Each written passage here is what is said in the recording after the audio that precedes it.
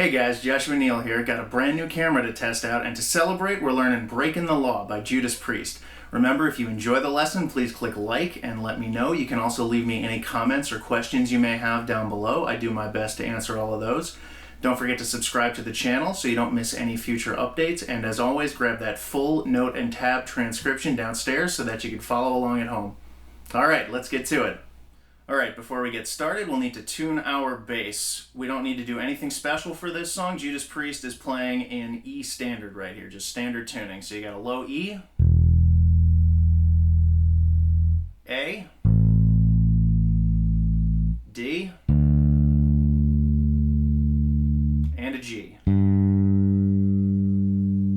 I'm going to be using my fingers for this one. I know Ian Hill used his fingers on the earlier recordings, and as the band progressed, he started to switch to a pick. Since this is kind of an easier bass line, I figured I would just do it with my fingers, but if you want to play it with a pick, it's a great bass line to try with a pick as well. Getting into it, the intro. Going to start on an open A. We're going to have two measures of open A, straight eighth notes. 1 and 2 and 3 and 4 and 1 and 2 and 3 and 4 and. We're going to hop down to the first fret on the E string, the F.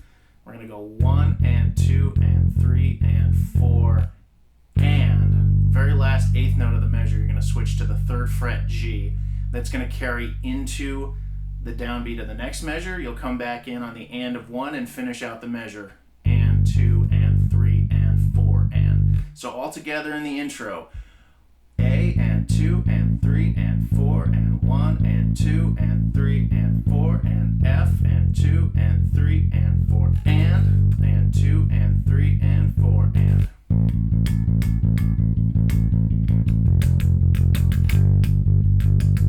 Just like that. You're going to repeat that once, then we move into the verse, which is very similar. Most of this bass line is very consistent. It's a lot of open A, just cranking out even eighth notes. We're going to start on that open A again for the first verse. We'll have two measures of that. 1 and 2 and 3 and 4 and 1 and 2 and 3 and 4 and. From here, we're going to go to the third fret C on the A string. We'll have 1 and 2 and, down to the third fret G on the E string, 3 and 4 and. On that and of 4, we're going to go back to the open A, carry into the next measure, and we're going to finish out that measure. And 2 and 3 and 4 and. So all together it's 1 and 2 and 3 and 4 and 1 and 2 and 3 and 4 and C and 2 and G and 4 A and 2 and 3 and 4 and. Moving from there, after we repeat that once, we're going to end up in a pre-chorus. That's going to start on the first fret of the E string, the low F. Two measures of even eighth notes there, 1 and 2 and 3 and 4 and 1 and 2 and 3 and 4 and, up to third fret of the A string, that's a C. 1 and 2 and 3 and 4 and 1 and 2 and 3 and 4 and. So two measures of that. Back down to the first fret F here, first fret on the E string, another two measures of that. 1 and 2 and 3 and 4 and 1 and 2 and 3 and 4 and. Down to the open E, we're going to have a full measure of that, and then we're going to stop on 1 of the next measure. 1 and 2 and 3 and 4 and 1. We're going to cut that real short. If you're looking at the transcription, that little dot over the note is a staccato and indicates to play it separated, or in this case short, because there's nothing after it. From there, we're going to go into the chorus. This chorus is ever so slightly different. I think it was a mistake. He just leaves out one of the open A's. That's the only difference between this chorus and the next one. If you want to play both choruses exactly the same or almost exactly the same, that'll also work. If you're covering this with your band, nobody's going to mind. We're going to start on the open A again, as we usually do. 1 and 2 and 3 and 4 and 1 and 2 and 3 and 4. Now this is the tricky part. On the and of 4, we're going to come up to the 14th fret of the D string, the high E here. We're going to hit that nice and hard. That's the accent, the little greater than sign over the note. We're going to hit that E nice and hard, and we're going to slide down. Like that. So we've got 1, 2, 3, 4, 1, 2, and 3, and 4. Now right here, this is the only time that this chorus is any different from any other chorus. We're going to come back in on beat 2. Normally we would come back in on the and of 1, but we're going to come back in on 2 here. 2 and 3 and 4 and 1 and 2 and 3. On the and of 3, we're going to grab that 14th fret, but we're not going to slide this time. Just a quick hit on the and of 3. Then we're going to hit on the and of 4 again. This time we're going to slide down. So that first line of the chorus goes 1, 2, 3, 4, 1, 2, 3, 4, and 2, 3, 4, 1, 2, 3, and. And this lines up right with the guitars. You're not playing exactly the same note, but it does line up with the guitars. So that can help you out if you're having a little trouble counting the rhythms. As long as you can hear what the guitars are doing, you're going to be okay. Coming back in on the next line, because of that big slide, Ian Hill tends to come in on the and of 1 every time. He leaves the front of the beat empty just to facilitate that slide down all the way. So we're coming in on the and of 1 here. And 2 and 3 and 4 and 1 and 2 and 3 and 4 and. Every first time through this riff here, the breaking the law part, we're only going to hit the and of 4. So that can be another way to keep track of where you are. Second half, and 2 and 3 and 4 and 1 and 2 and 3 and. So you're going to do that and of 3 and of 4 again. Entire first chorus, just so you can put it together. 1 and 2 and 3 and 4 and 1 and 2 and 3 and 4, slide. 2 and 3 and 4 and 1 and 2 and 3 and slide. And 2 and 3 and 4 and 1 and 2 and 3 and 4, slide. And 2 and 3 and 4 and 1 and 2 and 3, slide. Not a slide there, just and slide. Into the second verse. It's very, very similar to the first verse. It starts on the and of 1 again, just because of that slide right before it. If you want to come in right on beat 1, just like you did with the other verses, also fine. But I'll do it the way it was played on the recording.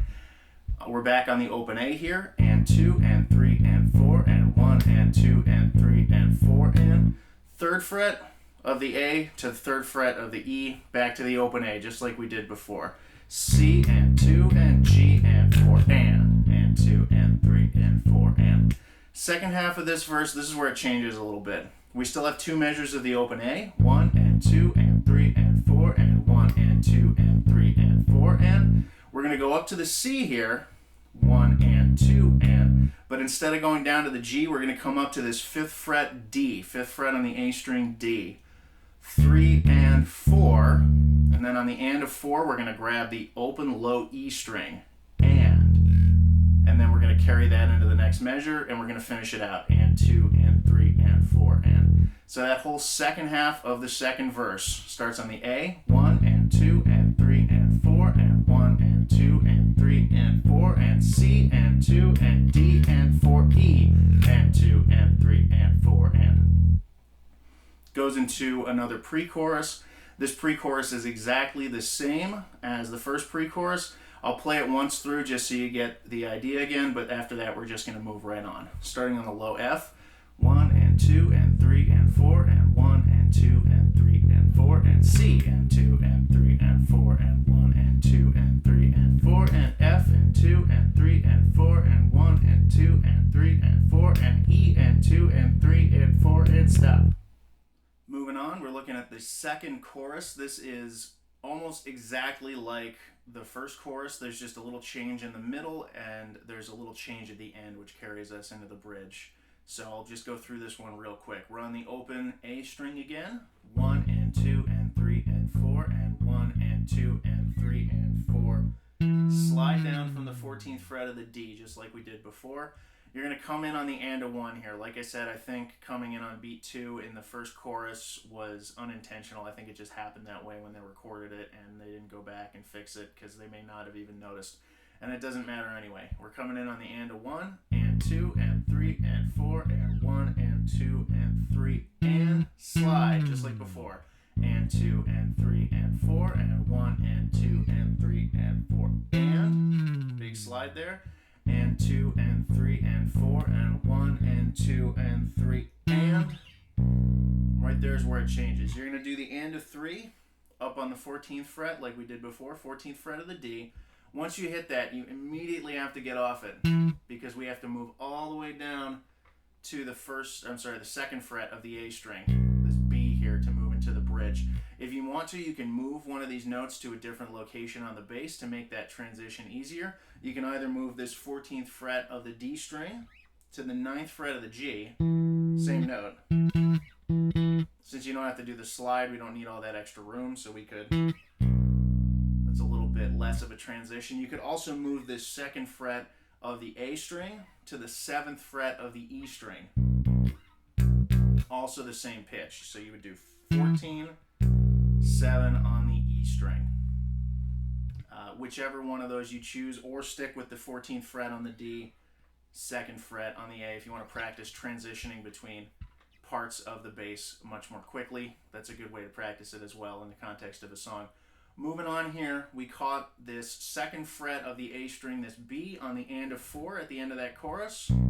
That's going to carry into beat 1, and then we're just going to crank out even 8th notes on this B for the bridge, the first part of the bridge. Let's see. 2 and 3 and 4 and 1 and 2 and 3 and 4. You want to work on making these notes nice and consistent, nice and even. You don't want to speed up. You don't want to slow down. You don't want to improperly accent any of these hits. You want it to be just a nice flat sound out of this. You're driving the guitars and the drums along. You're the engine driver in this song. Anyway, after 8 full measures of cranking out that B on the 2nd fret, we're going to move up to the 5th fret of the A string. We're going to crank out another 8 measures of even 8th notes here.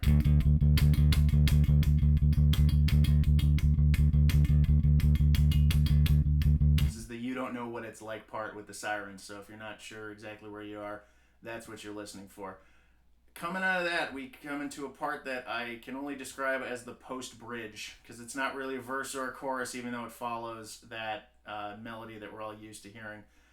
Because it's got some different hits, I decided to just call it a post-bridge. Arbitrary decision, not important. We're going to catch the open A string right on beat 1. And the bass and the drums here are just doing hits as the guitars are playing through the melody. So we're going to have 1, 2, 3, 4, 1, 2, 3, 4. So a full 1 measure plus 3 beats of rest. Next hit is going to be on the 1st fret F of the low E string. 2, 3, 4. And of 4, we're going to catch the 3rd fret G on the E string. These are all going to be nice and tight. A, 2, 3, 4, 1, 2, 3, 4. F, 2, 3, 4. G, 2, 3, 4. Another full measure of rest after that. Again, it lines up right with the drum hits. So if you're not sure exactly where the rhythms are, just make sure you're catching it with the drums and you'll be fine. From there, we've got a hits on A again on beats 1 and 3. 1, 2, 3, 4. 1, 2, 3, 4. Down to the low F, straight quarter notes here. 1, 2, 3, 4. If you want to separate them a little bit just to really help drive it along, you can do that too. Or just let them ring out, whatever you choose there. Up to the 3rd fret G here, 3rd fret on the E string, and we're going to crank out even 8th notes again. And that'll lead us back into the main riff. That entire post-bridge, putting it together, will look like this. A, 2, 3, 4, 1, 2, 3, 4. F, 2, 3, 4. G, 2, 3, 4. A, 2, 3, 4. 1, 2, 3, 4. F, 2, 3, 4. G, and 2, 3, and 4. And back into the open A here. This is kind of an extension of that bridge, but we're back into the main riff proper at this point. Exactly the same as it was in the intro. A, 2, 3, 4. 1, 2, 3, 4. F, 2, 3, 4. G, 2, 3, 4. Repeat that once, then we go into the outro. The first part of the outro is exactly the same as the intro riff, as the riff I just showed you, so I'm not going to talk about that one. When it changes, though, after 2 rotations, it's going to change ever so slightly. We're going to talk about that one. Taking a look at the last part of the outro, we're going to start on that open A again. 1 and 2 and 3 and 4 and 1 and 2 and 3 and 4, and we're going to catch the open F here, not the open F, the 1st fret F, sorry. 1st fret F on the E string, and 2 and 3 and 4, and on this G, and and 2 and 3 and back to the open A, kind of like the chorus where we went and a 3 and a 4 and we slid down like that. So that whole second part of the outro is going to look like A and 2 and 3 and 4 and 1 and 2 and 3 and 4 and 2 and 3 and 4 G and 2 and 3 and 2 and 3 and 4 and 1 and 2 and 3 and 4 F and 2 and 3 and 4 G and 2 and 3 and A. And that's it. There it is, guys. Hope you enjoyed the lesson. If you did, be sure to click like and let me know. You can also leave me any comments or questions you may have. I do my best to answer all of those. Don't forget to subscribe to the channel so you don't miss any future updates. And if you haven't done so yet, grab that full note and tab transcription downstairs so that you can follow along at home. And until next time,